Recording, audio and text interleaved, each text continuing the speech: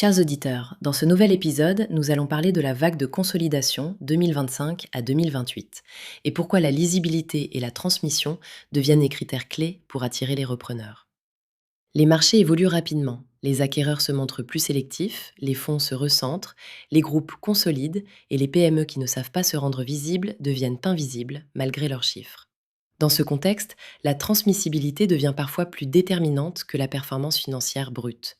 Nous verrons que la consolidation ne touche pas seulement les secteurs matures, mais aussi l'industrie légère, le BTP spécialisé, les services B2B, le digital et l'IT de proximité, ainsi que le e-commerce et les DNVB, montrant que le phénomène est global et stratégique.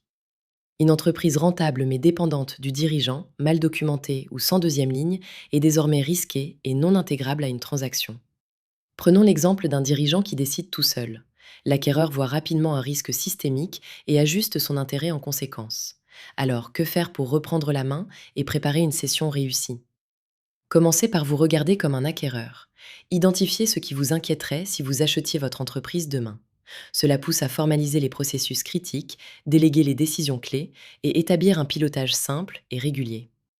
Mettez en place une deuxième ligne fiable et assurez-vous que les données et les indicateurs soient à jour et accessibles.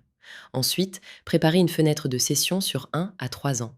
Stabilisez l'équipe, sécurisez les clients clés, documentez ce qui n'est pas documenté et anticipez les objections des repreneurs.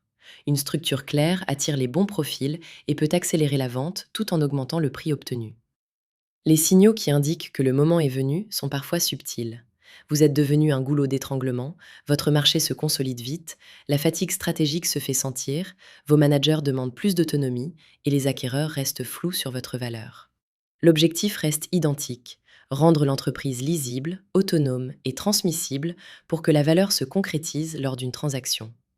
Chez Scale to Sell, nous aidons les dirigeants à réduire les angles morts et à rendre leur société réellement désirable pour les acquéreurs. Si vous aimez ce sujet, partagez cet épisode, abonnez-vous et consultez notre blog pour approfondir, ou contactez-nous pour discuter de votre situation.